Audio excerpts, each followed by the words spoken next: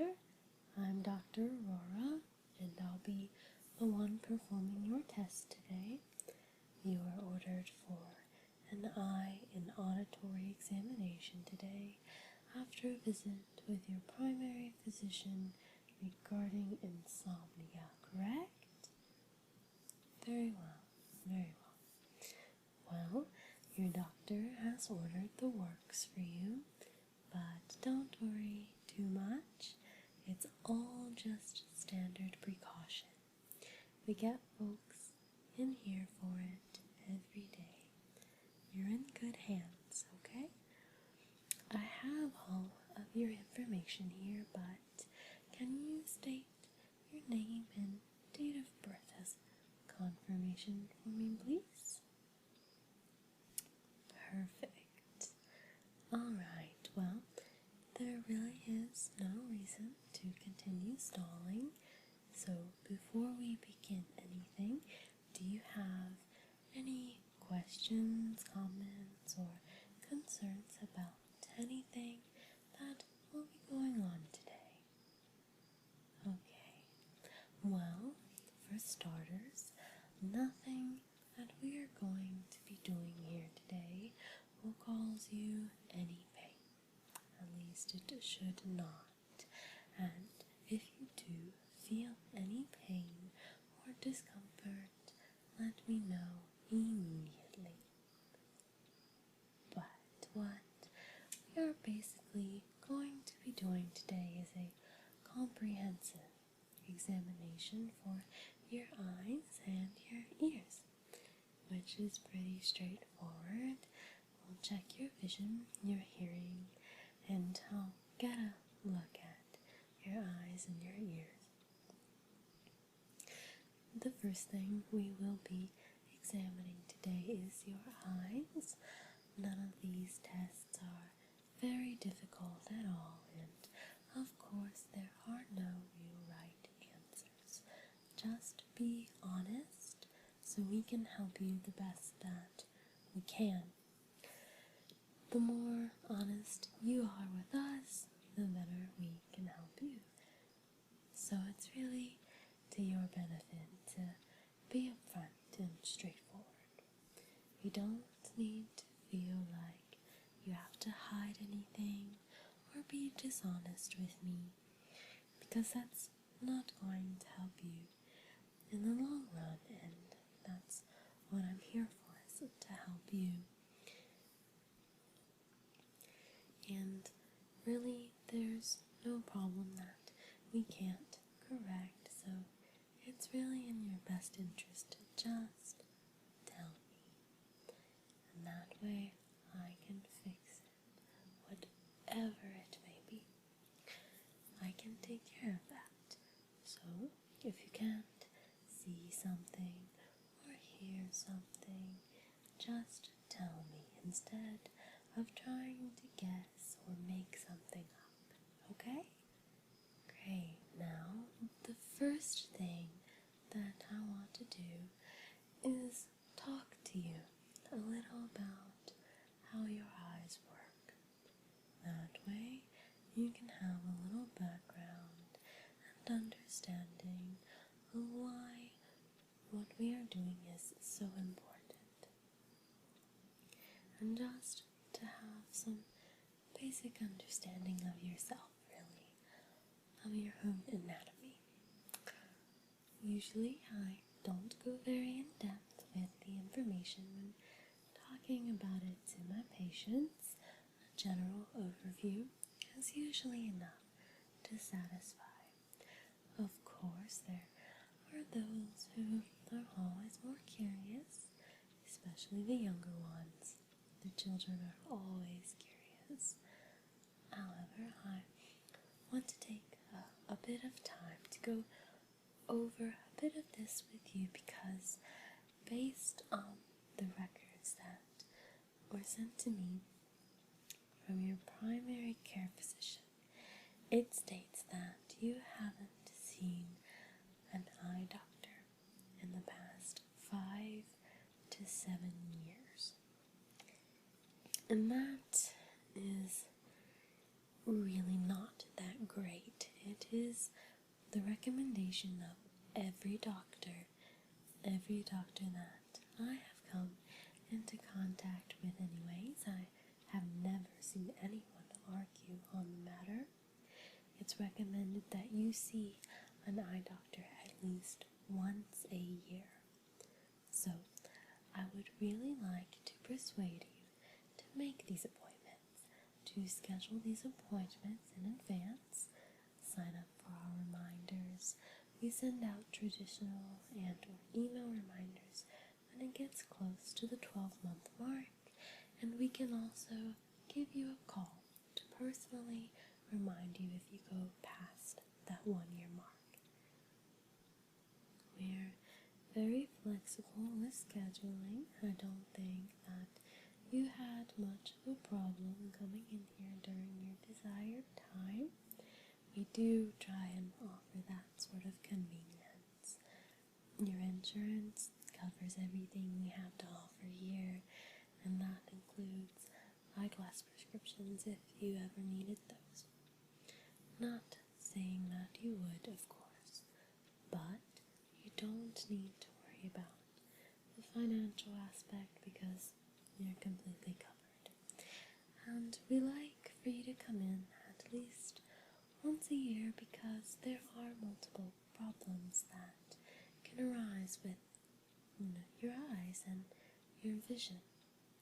There may be a medical history of issues with the eyes that run in the family, and there could even be not any precedent for a health issue, yet health issues can and often do arise for people down the road unexpectedly. And a year is a short enough amount of time that if something were to happen, we would, in fact, be able to detect it early enough to be able to treat it or even prevent it, preventing you from suffering a partial or even complete loss of vision. Of course, I'm not saying any of this to try and scare you.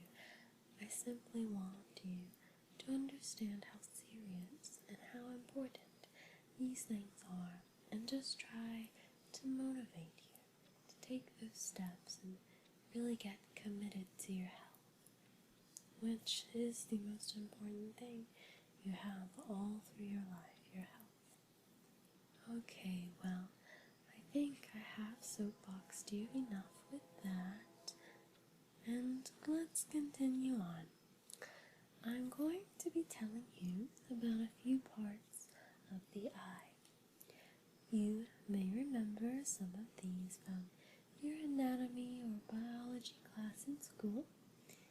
Here on this chart is what I will briefly go over with you. And if you have any further questions or want further details, do not hesitate to ask.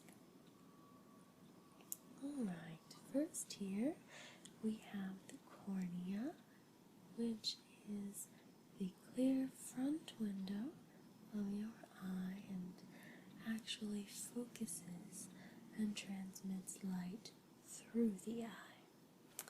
The iris, which is very easy to identify, that is the colored part of your eye, and it regulates the light that enters the eye. The lens is a transparent structure inside of your eye that focuses light rays onto the retina, and the retina is a nerve layer that lines the back of your eye. It senses light and creates impulses that are sent through the optic nerve and into the brain. So, going off that, the optic nerve is the nerve that connects the eye to the brain. It carries those impulses that the retina formed all the way to your brain, which the brain then interprets into actual images. The macula is a small area special light sensitive cells, and it allows you to see those very fine details in those images. The pupil, a part which many are familiar with, it is that dark black center in the middle of your eye. And its job is very important because it determines how much light is let into the eye. I'm sure you're familiar with the way your pupils expand and contract depending on whether it's dark or bright. Many people have admitted to standing in front of the bathroom mirror, flicking the lights on and off just to watch the way their pupils react. And if you haven't done that, I would say try it out. It doesn't hurt anything, and it's very interesting to see the response, which is pretty immediate, that your body has to the surrounding environment. So now that you have some pretty basic background information, I would like to just go ahead and get started. First thing is first, I am going to come very close to you, face to face, and I'm going to be shining this light into your eyes to see how that pupil we talked about reacts, and just to see if everything looks normal really. The light is a bit bright, so you will have to bear with me a bit, but I'm going to come quite close to you now. Okay. Keep your eyes open if you can. I need you to not blink for this one, if that's at all possible. It will only last a few seconds, so I will tell you once it's okay for you to blink again. Alright, so get ready. The light is coming on in 3, 2, and 1. There we go. Keep them open. Open, open. Okay, alright. That one looks good. You can blink. And now we will do the right eye. So keep your eyes open for me if you would. Okay, get ready. 3, 2, 1.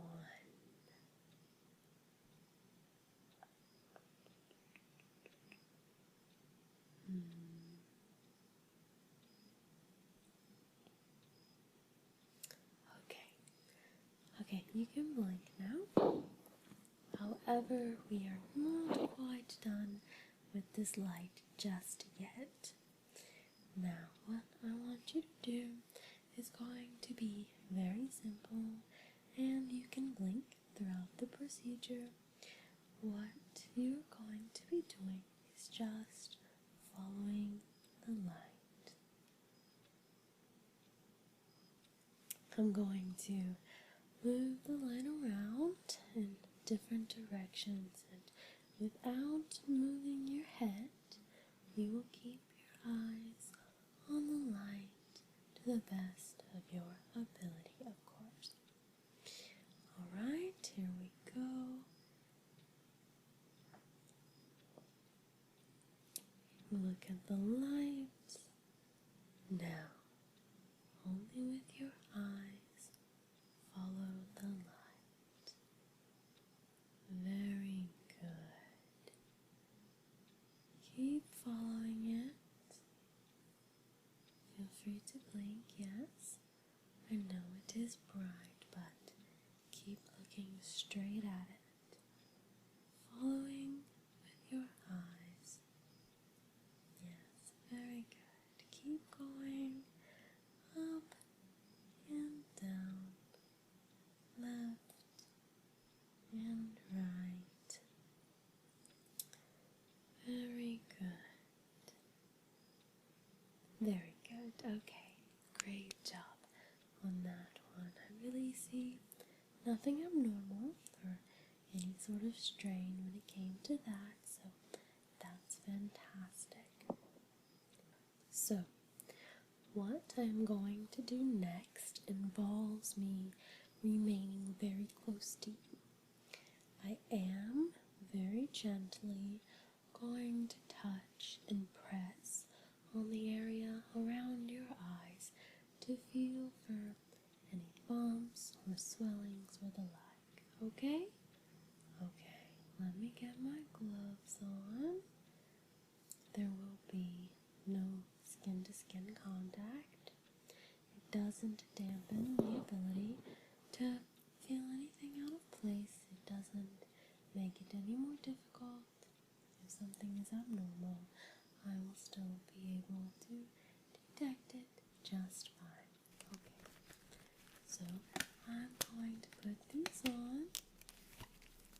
Alright, now I'm coming very close to you once more, and I will just very gently press my fingertips around your eyes.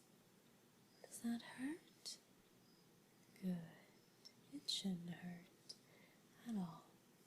Should not feel any discomfort from this whatsoever.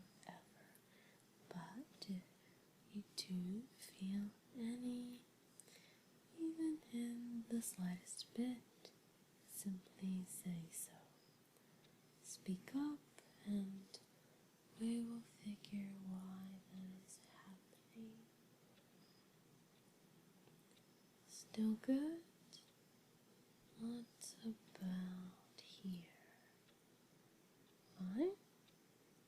Alright. What about pressure? Besides, of course, me pressing on you, do you feel any pressure behind your eyes or in your eyes? Does anything feel different other than my hands on your face, of course? No? Great. Alright, well, that is all I needed to do with that. You are doing splendid. I didn't feel anything really out of the ordinary, and since you didn't feel anything out of the ordinary either, that's a wonderful sign. Now, this next test, I'm sure you're familiar with. I'm going to hold this little sort of plastic spoon looking thing over one eye, and you'll read to me the letters or numbers of the chart on the opposite wall. Okay? Here we go. Let's do the left eye first. So I'm just going to cover it like this, and now you will tell me the first line.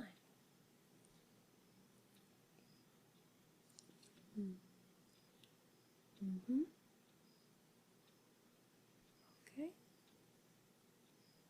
Good, good. Okay, now read to me the second line.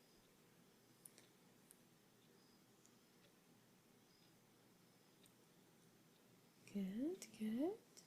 How about the fourth line? Sixth.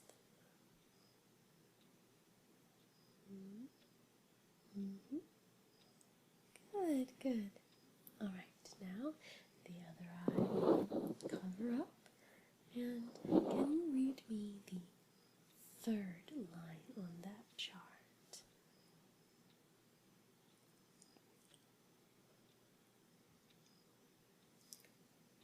Now, what about the fifth line?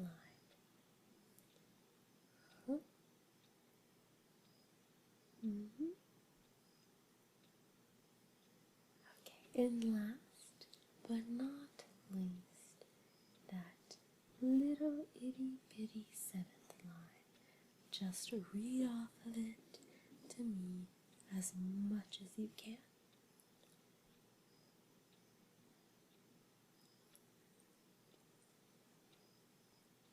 Yes. Yes. All right. Very good. Good job reading those little itty bitty letters and numbers. Okay. Okay, well, now we're going to get a bit more technical. We're going to pull this machine around in front of you here. Yeah, there we go.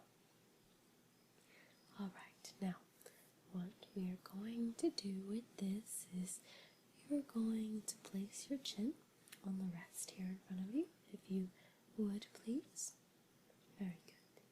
And you'll be looking through this thing here. There we go. You can't see anything quite yet, but in a minute you're going to be seeing a bunch of different things that I want you to describe to me, and I'll be taking pictures of your eyes while you do so. The first thing we will be doing with this machine is gauging how clearly you can see. So you're going to keep looking in there, and you should see a screen with letters on it right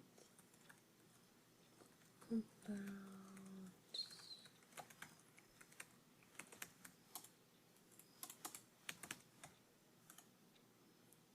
now. You see it? Perfect. What I'm going to do is cycle through some different lenses or filters, if you will, to see which ones allow you to see more clearly. Okay? So it'll be the same image, but I'll be showing it to you through two different lenses at one time, and you just tell me which one is clearer. Understand? Okay, good.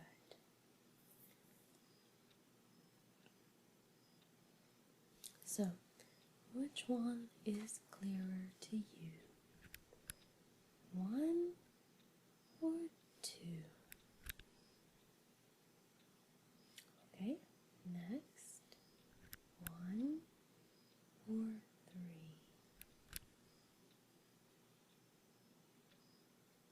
3 or 2? 2 or 4? 4 or 5? 5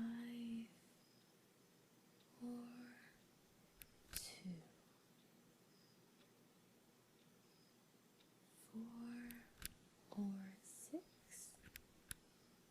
6 or 7? 6 or 8? 7 or 8? 7 or 9? 9 or 8? 8 or 10? 10 or 9?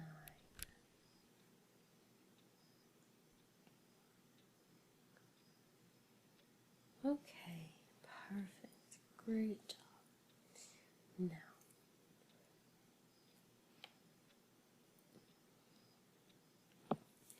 I'll be showing you some images, and I just want you to describe them for me.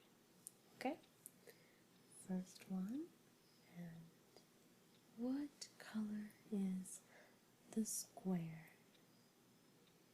Blue. Okay, that is correct.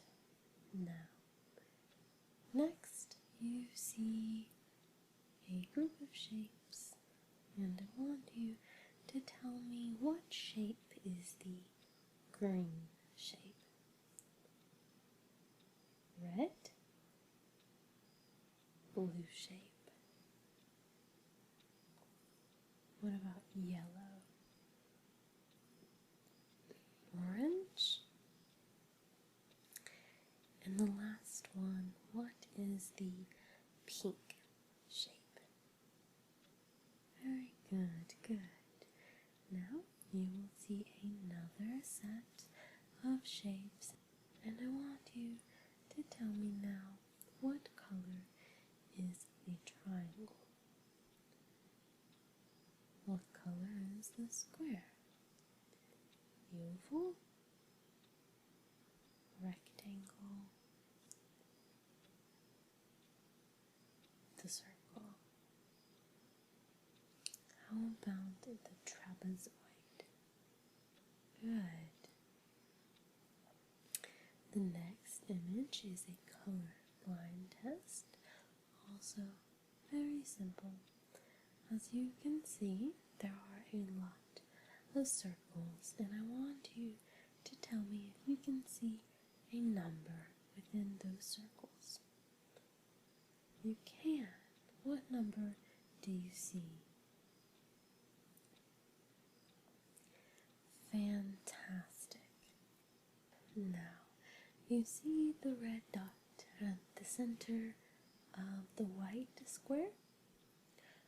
I would like you to stare at that while I take some pictures of your eyes. I will count to 3 to let you know when the camera will be going off, and I need you to try very hard not to blink during the picture. It might be a little loud, so it may startle you, but do try and keep those eyes open, okay?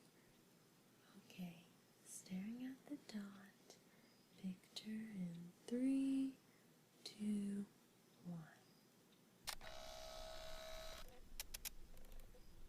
Good job.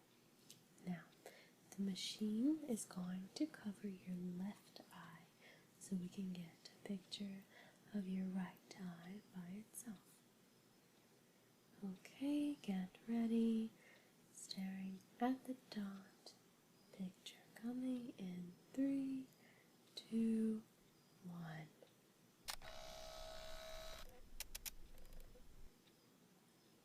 Great.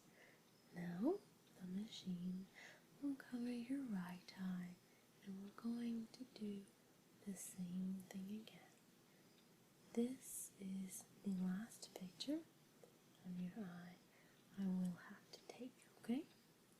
So, if you would, one last time, staring directly at the red dot. Picture in 3, 2, 1.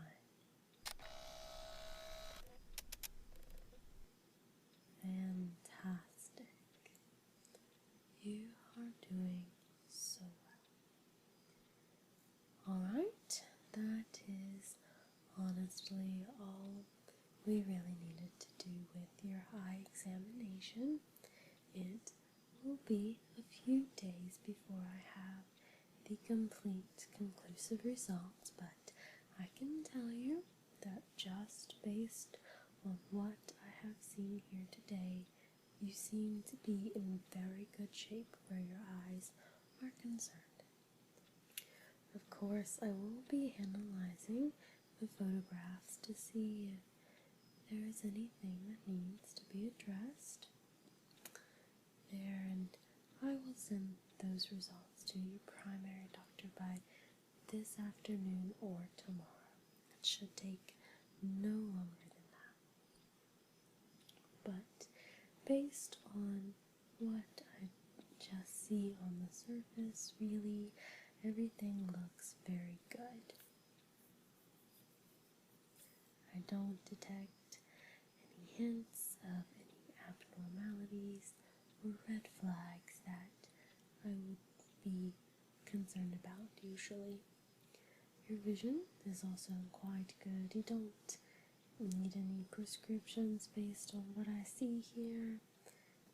However, this is just my surface opinion. Nothing is set in stone quite yet, but I think if there was a possibility that I would find anything in these photos or x-rays, there would have been some sort of telltale sign, because that is quite often the case. I would say almost 99% of the time there is some sort of indication of a deeper issue in the primary exam. But I saw none of those red flags or warnings that there might be something wrong. Honestly, I believe you to be in very good health where your eyes aren't concerned. And I have done this for a number of years, so you can usually trust my judgment on that. There is a very, very slim chance that there's going to be anything to be worried about on the photographs, but of course I am always going to be thorough, or as thorough as I possibly can be. So I am going to take some time to look over the results and the photos. It honestly will not take me very long to do that, so I will hopefully have the final results for your primary doctor by this evening. Tomorrow evening at the absolute latest. I am aware that your medical situation is concerning you right now with the sleep issues. I do not know anything beyond the insomnia because that is what you were referred to me for, on the grounds of that your doctor cannot share any explicit details with me because of confidentiality laws, which is perfectly fine. I do not need to know. I simply bring this up because I want to ask you a few questions about your eyes that are associated with a high percentage of insomniacs. Now, to be clear, even though I am not your primary care doctor,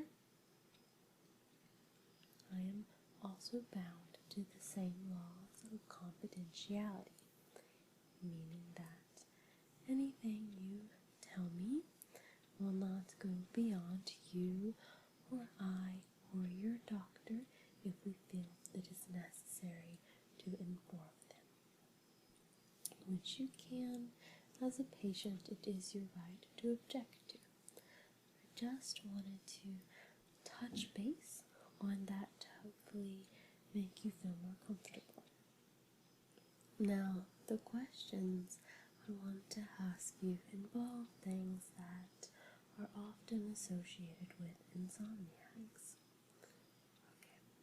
Do you ever experience sudden blurriness or spots in your vision?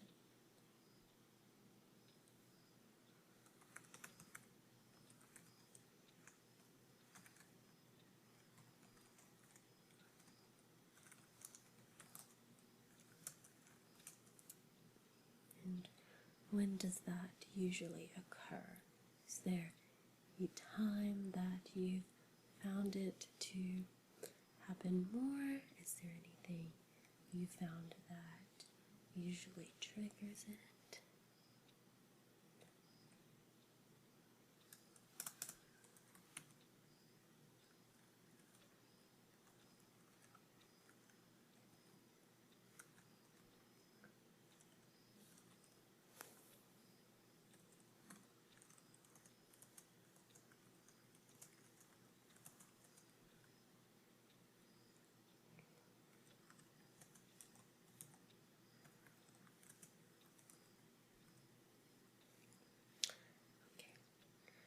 Has your vision ever simply gone dark, even for a split second?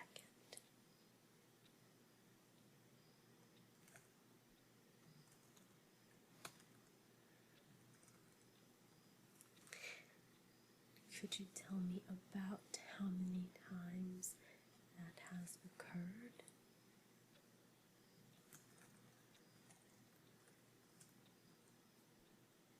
So definitely more than once.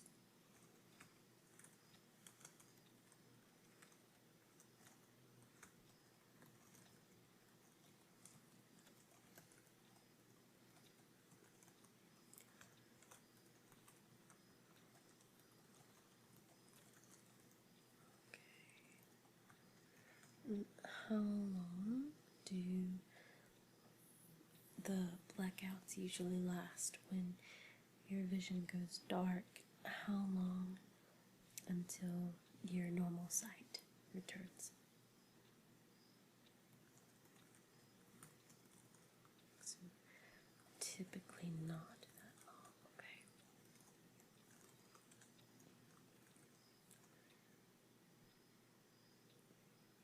Do you have any idea what the longest time might have been? Oh, okay. Right.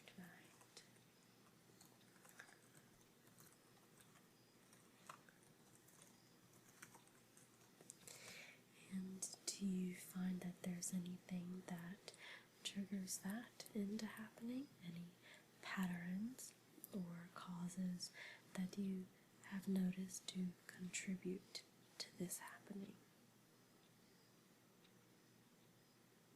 Okay.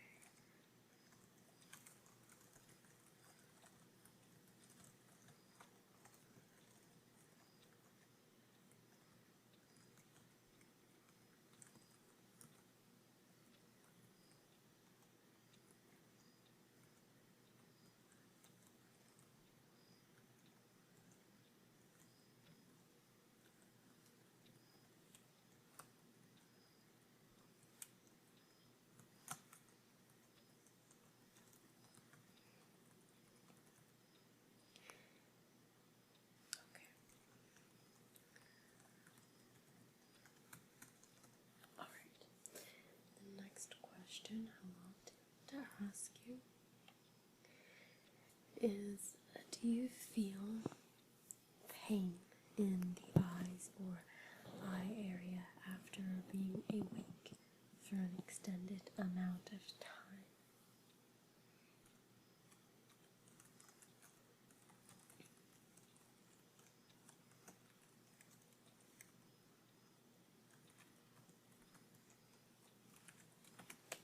But not typically, okay.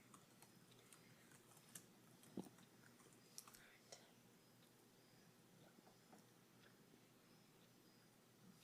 Do you find it more difficult to focus your eyes after being awake for an extended amount of time?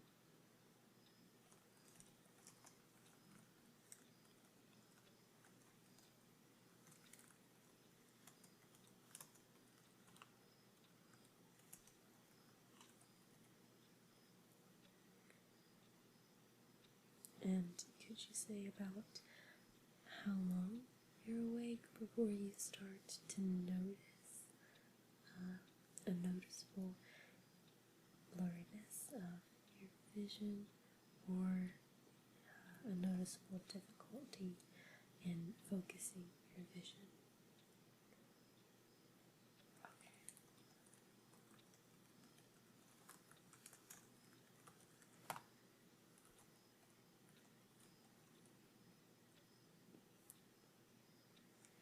Is there anything else you can think of that's happened to you with your eyes or your vision since the insomnia episodes began? Even if they seem minor to you, please make note of them to me. Okay.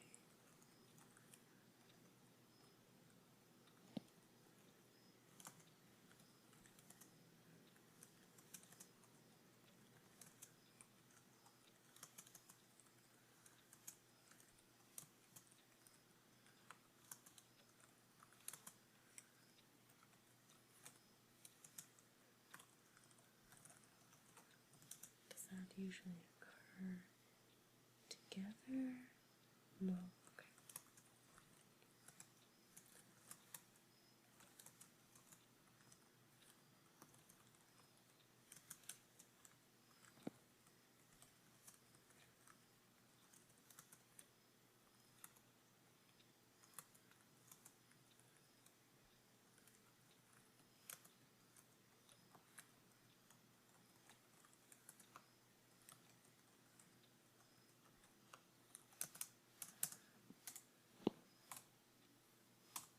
Okay.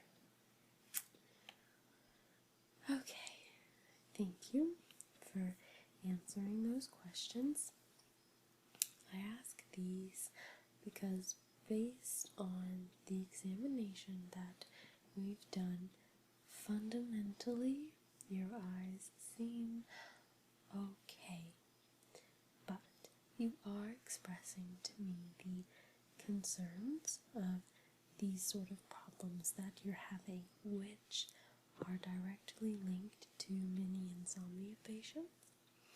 However, for some people, insomnia can be related to a strain or issue with the eyes, which is why your doctor ordered this exam for you in the first place.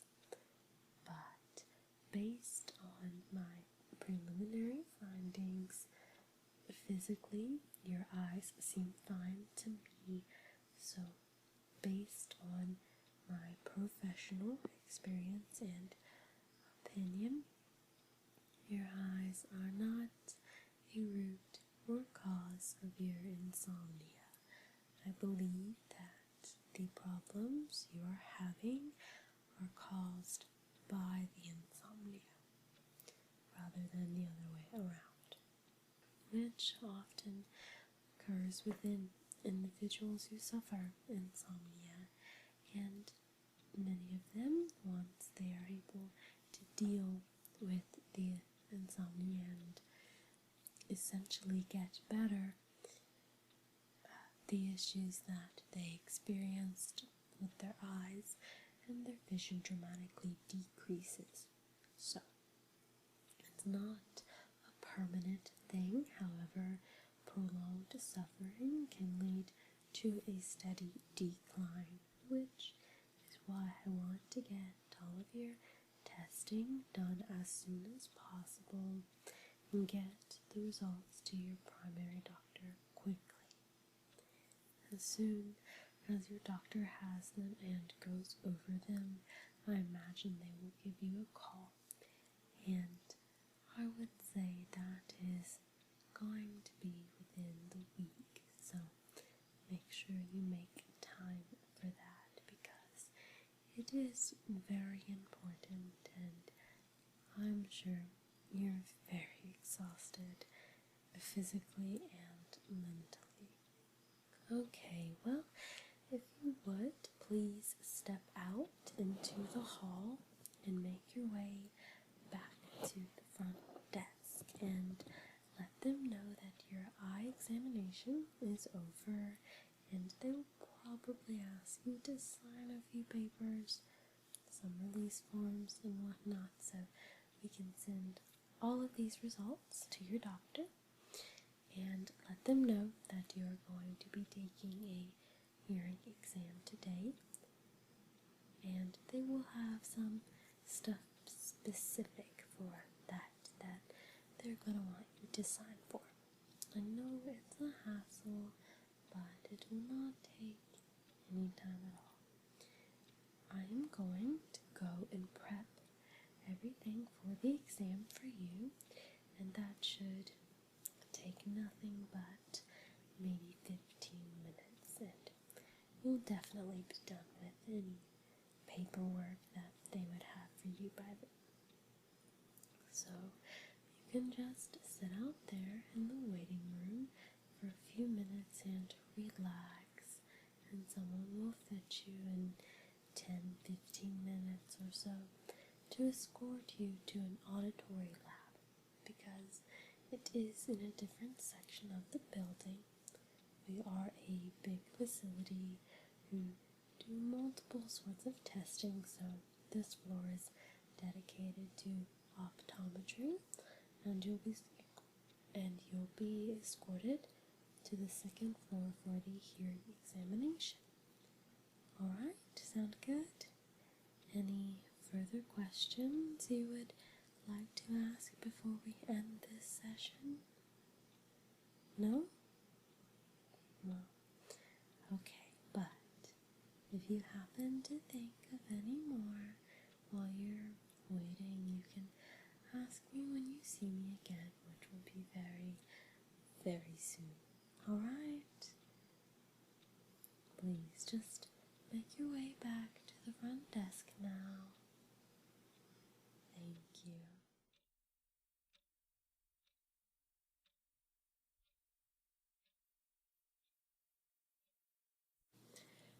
Alright, welcome back. Please have a seat there. Perfect. Okay, so as you know, we are now going to test your hearing. These tests are going to be a little more involved than your eye examination. But before we get too far into that, I would like to have a look at the inside of your ears, if you wouldn't mind. It's not a big deal or painful procedure. I'll be using this utensil here, which is called an otoscope, to get a look in there. All it is a light and a magnifying glass. I'll be gently pulling on your ear just so I can get a good look around in there, just as we did with your eyes. This is just to make sure that everything looks okay and normal before we get started. Just sort of laying the groundwork here. I want to make sure that there is no buildup or drainage in the ear that might lead to infection, and that there's nothing that would hinder the tests we have for today. Okay? Great. We will do your left ear first. I need you to sit very still for me. That's it. Have you been feeling any aches or pains in your ears over the past few weeks? Good, that's good.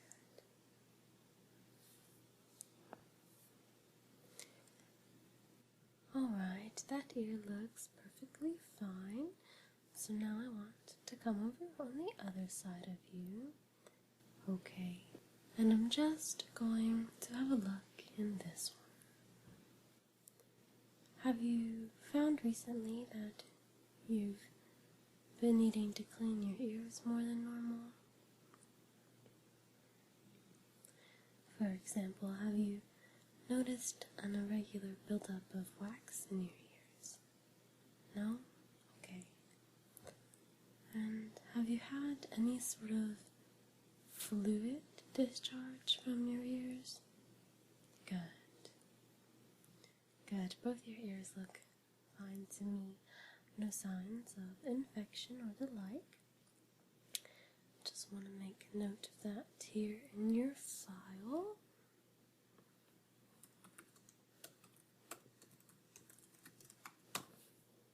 Alright. Now, I just have a couple more questions I would like to go over with you, if you don't mind. None of them are difficult to answer, I promise. It's not a test, just please be honest and open with me so that I can help you to the best of my ability.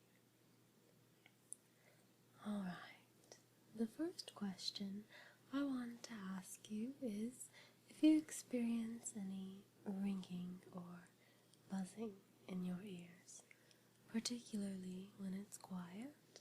The quieter it is, the more noticeable it may be, whether it lasts for a few seconds or a few minutes, or if it's persistent.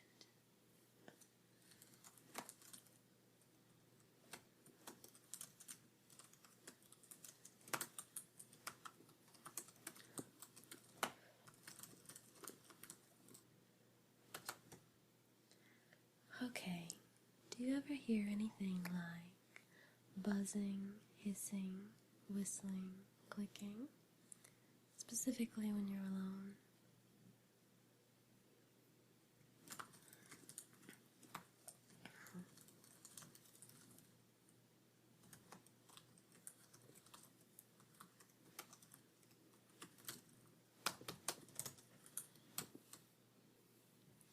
Alright, I know they may seem like silly questions, but they are actually symptoms of an issue known generally as tinnitus, which is actually very common, incredibly common.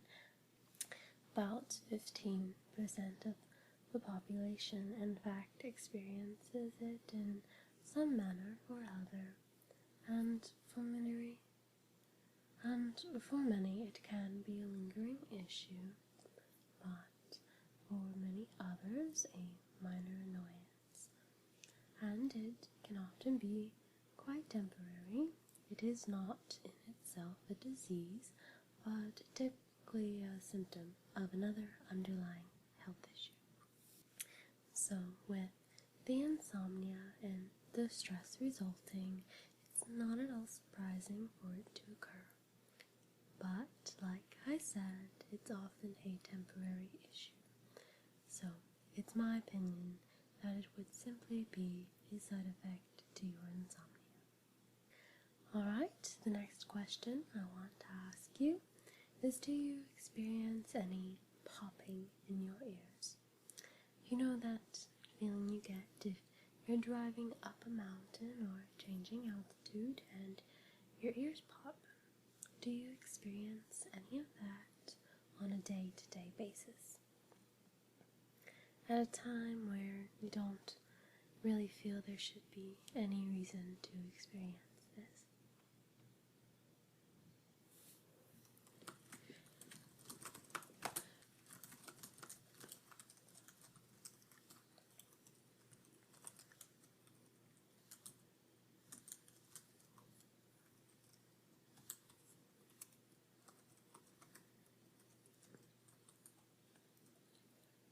How about crackling sounds, almost like the crackling of a fire?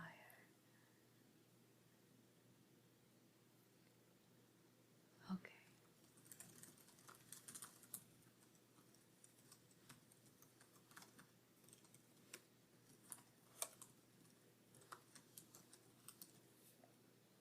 Okay. Do you listen to music or television pretty loud? Sometimes. Okay, yeah.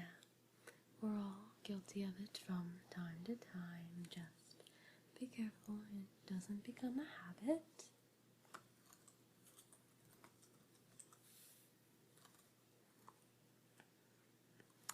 Alright. Do you work frequently at any place with loud sounds such as alarms or bells or machinery? No? Okay.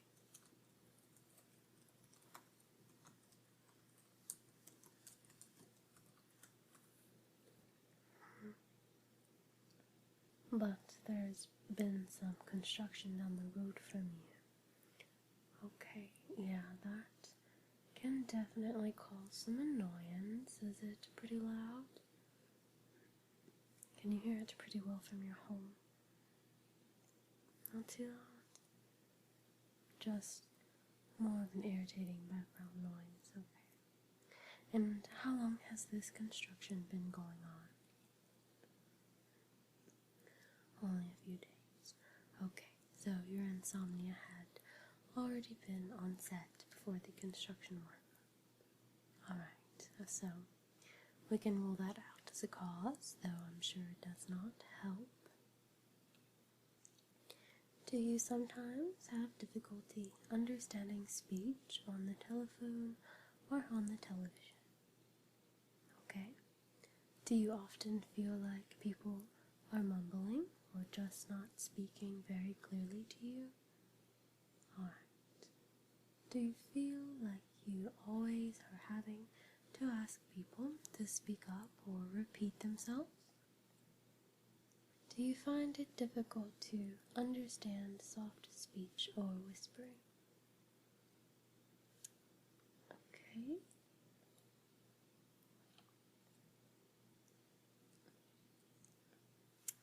Is it hard for you to follow a conversation when in a noisy restaurant or crowded room? Okay. Alright, that's all I wanted to ask you now, but if there's anything else you would like to tell me, please don't hold back. No? Okay. But if you think of anything else, please do not hesitate to let me know. Okay, so I would like to briefly go over with you the types of tests that we are going to be doing today. I am going to be placing sensors along your head and your neck, which will be sending me information of how your brain reacts to certain sounds on my computer. We will be doing something referred to as a speech test, where I will say a word and you will repeat what it is you think that I just said, just to gauge how well you can understand speech. We will be doing this in a normal voice and a quiet voice. Another thing we will be doing is I will be reading off a list of numbers 1 through 5, and when you hear it, you'll hold up however many fingers that corresponds. But as the test progresses, there will be different levels and types of background noises. We will also be doing something I like to refer to simply as the beep test, where you will let me know when you hear a beep against other sounds, background sounds. And then, finally, I'm just going to have you listen while I play you something referred to as binaural beats or tones at different frequencies. That's definitely the biggest thing we really want to measure your brain's response to today. Okay, so these here are the electrodes that I'll be sticking on your temples and your forehead that will measure your brainwave activity as you perceive the different sounds. This is often referred to as an auditory brainstem response test or an auditory evoked potential test. It sounds intimidating, but I promise you it's not.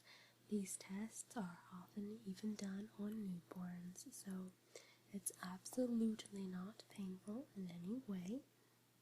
Typically, with an ABR, you only measure certain frequencies, but due to the issues you're having medically, the insomnia and whatnot, I want to get a good reading of how your brain reacts to each test that we do today. Make sense? Alright, good. So now I am just going to open these up and place them on your head one by one. So this first one here, this one is going to go on your left temple. Alright, let me get this one. Okay, this one will be on your right temple. Just stick it on there. Good. Next, on the right side of your forehead. Right here. Okay, and now for the last one. Okay, let's get that on. Perfect, excellent. Alright, I know it feels a bit funny, but I need you to try and not mess with it, with them for me. just give it a minute and you won't feel a thing. Now I am going to fasten these little wires down onto your electrodes and then plug them into my computer here. So just give me 1 second. Alright, there we go. Now let me just run it through this big machine here. Alright. The next thing I'm going to do is give you these big, bulky looking headphones. Not the most stylish, but they will serve our purposes for today.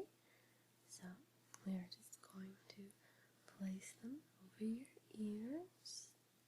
Okay, and feel free to adjust it until it fits comfortably. Now, these are special headphones used specifically for these types of tests. It's connected to this microphone that I have here, so you'll be able to hear me clearly when I speak to you. It's also connected to the computer that I have here, so that I can play you different sounds and whatnot. First thing is first, I just want to make sure that they are working properly and calibrated the way they should be. So I am just going to play some sounds in both of your ears. If you hear it on the right side, give me a thumbs up with your right hand. And if you hear it on the left side, then give me a thumbs up with your left hand. And if you hear it through both ears, just give me a double thumbs up, both hands. Okay? Are you ready? Here we go.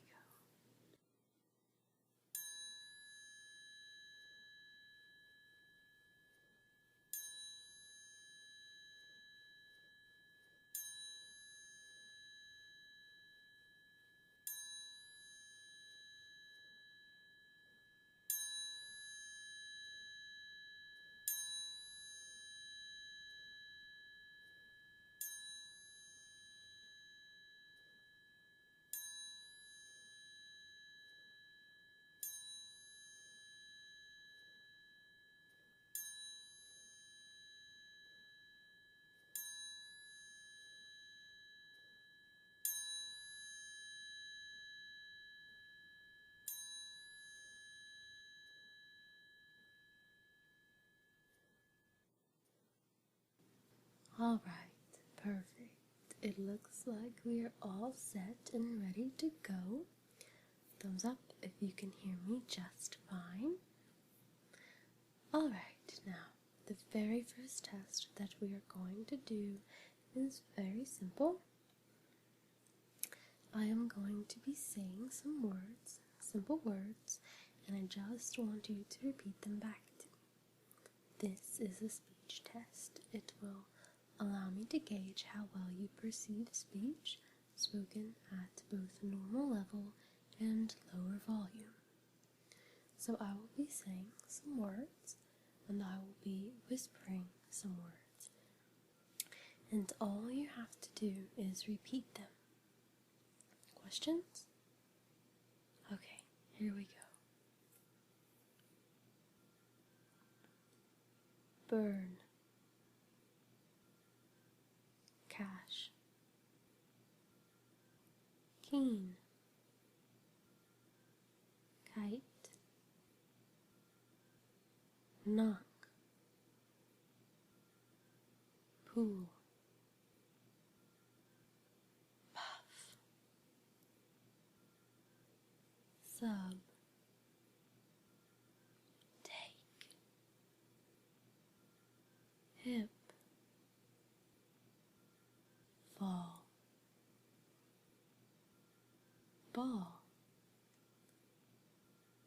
Scene. Clock. Cat. Boat. Learn. Yarn. Yarn.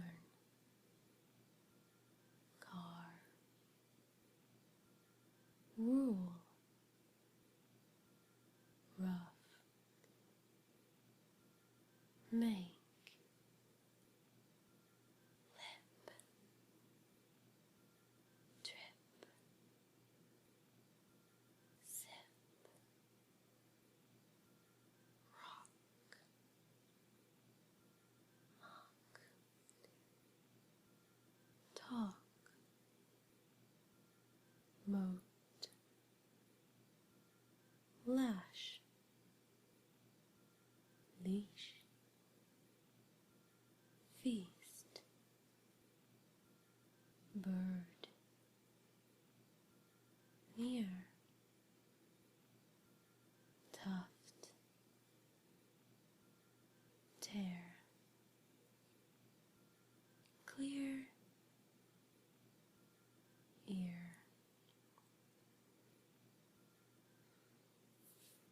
Fantastic. Great job on that. Really spectacular. Alright, the second test we're going to do is I'm going to play you some background sounds, and then I'll speak to the mic and say a number between 1 and 5, and when you hear it, hold up that many fingers. So, for example, if you hear me say 2, you'll hold up 2 fingers. If you hear me say 3, hold up 3 fingers, and so on and so forth. It sounds easy, but as we progress through the test, I'm going to turn up the volume of background sounds to see at what point you become unable to tune it out and tune into my voice. Typically, people are able to separate different things and sort of hone in on what they want to hear. However, there comes a point, a threshold, if you will, where all the sound just becomes a bit too jumbled to make the distinction. So this test is going to be measuring that threshold.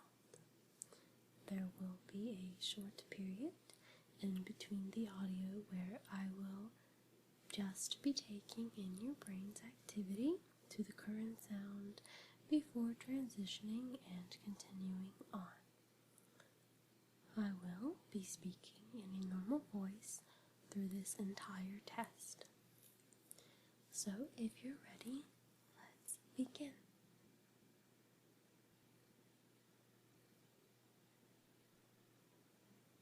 2, 3, 5,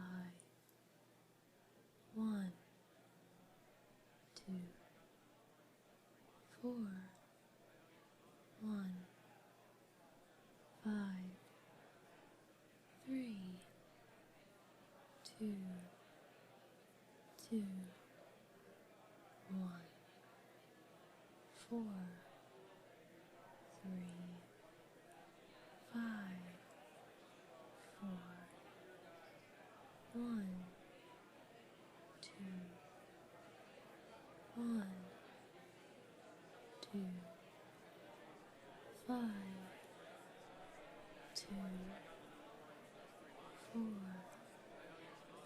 3, 5, 3, 2, 4, 1, 5, 1, 3, 2, 5, 3, 1, 5, 4, 3, 1, 2, 1, 3, 5, 3, 2, 3, 1, 2,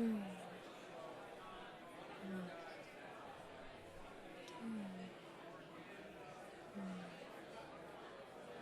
2, 5, 2, 2, 3, 5, 5, 2, 1, 4, 4, 1, 4, 5, 3, 2, 3, 4, 5, 3.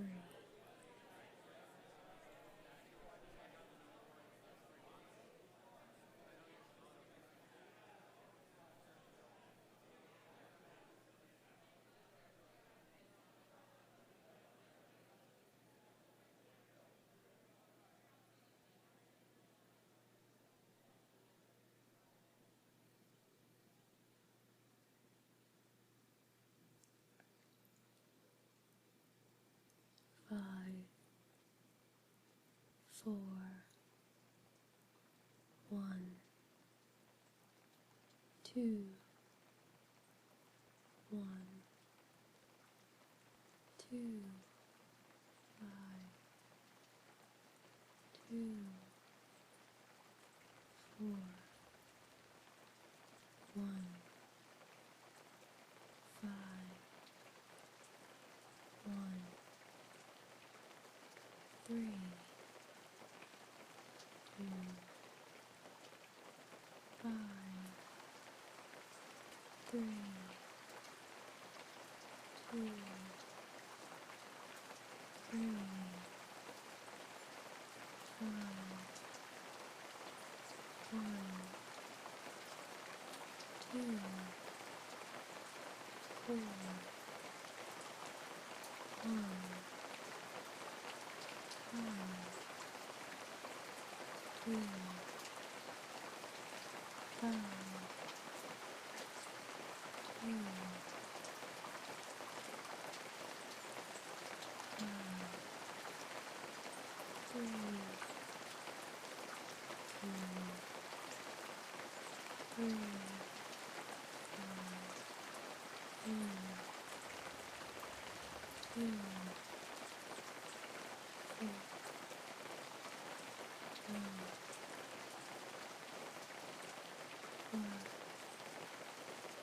5, 2,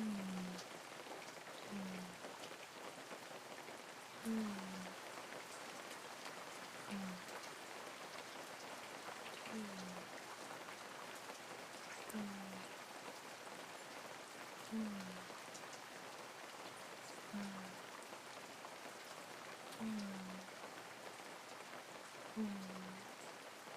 2,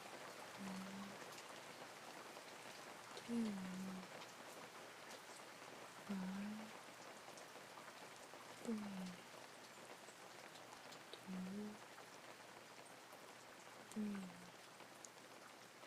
2, 3, 1, 4, 2, 4, 4, 1, 2, 2, 5,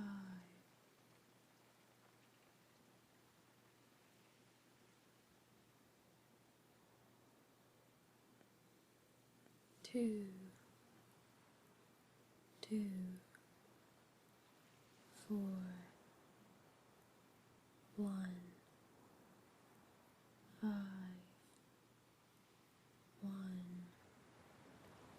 3, 2, 5, 3, 4, 3, 5, 3, 2, 3, 5, 1, 2, 4,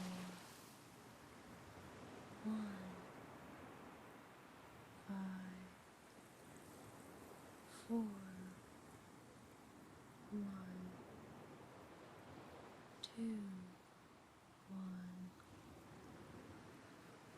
2, 5, 2, 4, 1,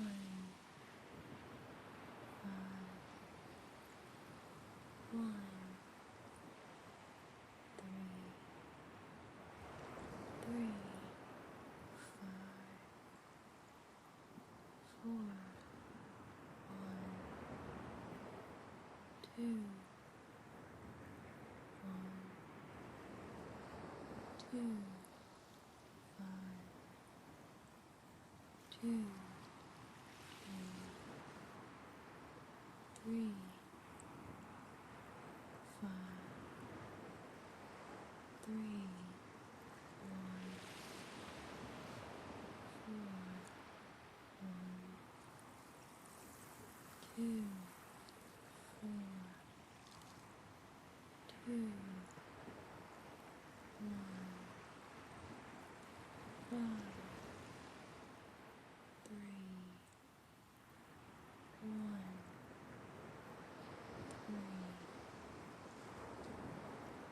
5, 4, 4,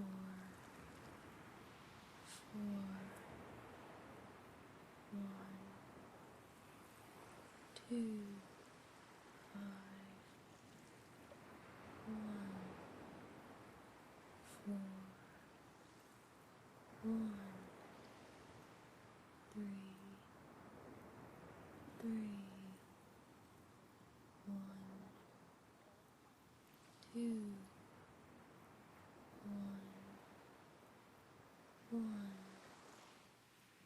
5.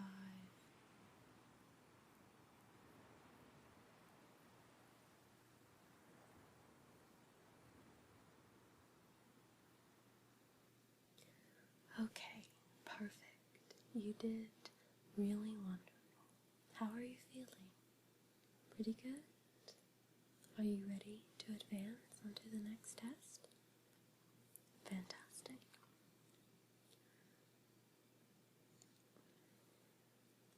The next task we are going to do is one I mentioned earlier. We call this the beep test.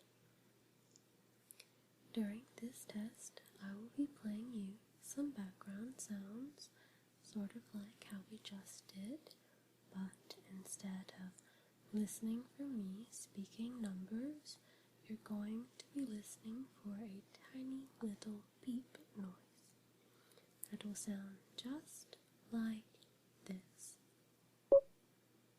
And when you hear it, I simply want you to raise your hand and let me know, alright?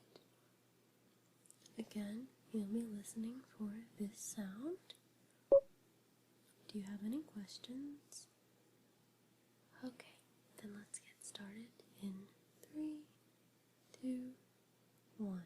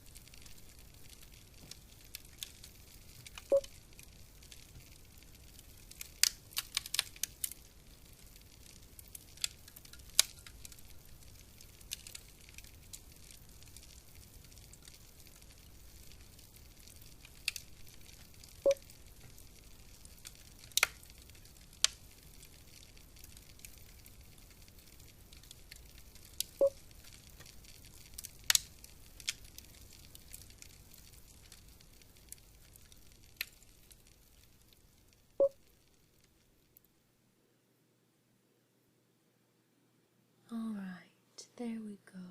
You're doing so wonderful. Now, as I mentioned before, the last thing we're going to do is play something known as binaural beats. As you are aware of, this is the longest portion of your exam today. Both exams, really. We're going to be monitoring your brain activity to this stimuli for about an hour, after which you are free to go home and rest. You will not need to do anything during this test, but simply lie back and listen. You could even take a nap if you find yourself able. Therefore, you really don't need me or anyone to remain in the room with you. In fact, it is better that they don't. I am going to be marking your door with a do not disturb sign because I don't want any distractions or any other stimuli polluting the results that we get. This room is, of course, soundproof, so you should not face any external disturbances during this session whatsoever. But since I will be leaving you once you begin this session and will not be seeing you afterwards, I would like to know if you have any questions or concerns or just anything that you would like to discuss. Okay, well, I think that you did pretty well with this exam, honestly, just as it was with your eye examination. I really can't find anything that would be kind of a red flag. You got most of the numbers and most of the beeps. However, this examination is a little bit different from your previous one because a lot of these results need to be cross-referenced with your brainwaves during each session and each time you recognized a word or a beep or so on, which I will be doing once I leave here so that I can have all of these results prepared and ready for your primary doctor as soon as possible. Any further questions? No? Okay, just so you know, on your way out of the office, stop by the desk where you filled out all of your paperwork and they will give you a packet. It will have all of our information on it and my information, ways to set up further appointments, perhaps schedule an eye exam for next year in advance. It will also have information about the kind of studies we do here, vision, auditory, sleep studies, all the works really. As I'm sure you know, your doctor's office is actually a branch of our facility, so anything you may have with us or anything affiliated with us is covered by your insurance, as I've mentioned before. And the packet will contain a good bit of other information that I personally thought may interest you. I put it together for you myself, so I do hope that you will take time to glance over that. And there will be a telephone number that will connect you directly to my office should you have any further questions or concerns. Alright, I believe that takes care of that. So, is there anything you would like to know about this test before we begin? What are binaural beats? Alright, well, I am glad that you asked. Binaural beats are a very interesting phenomenon originally discovered in 1839 by physicist Heinrich Wilhelm Dove. He discovered that when signals of two different frequencies are presented separately, one to each ear, your brain detects the phase variation between the frequencies and tries to reconcile the difference.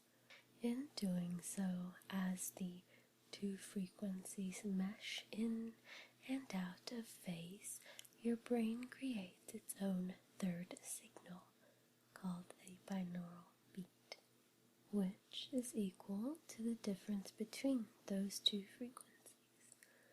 For example, if a frequency of 100 Hz is presented to your left ear and a frequency of 105 Hz is presented to your right ear, your brain hears, so to speak, a third frequency pulsing at 5 Hz, the exact difference between the two frequencies. Research has proven that introducing a binaural beat will cause the brain to begin resonating in tune with that beat.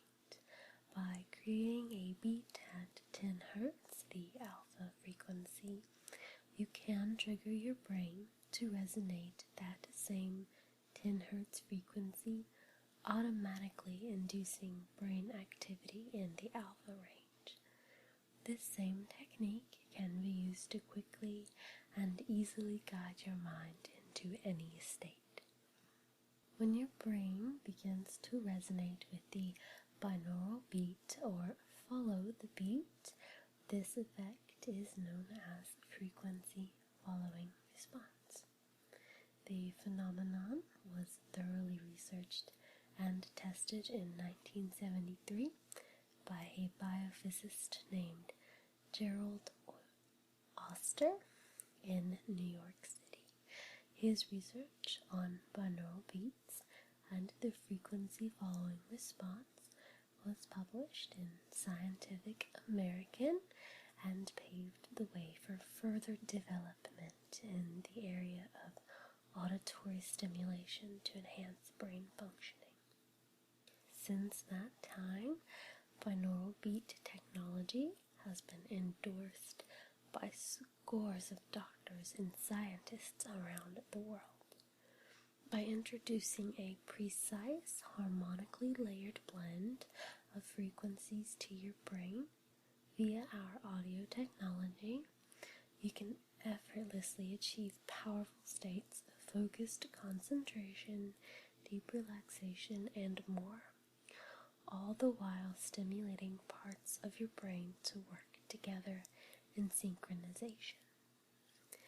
This makes binaural beats very popular.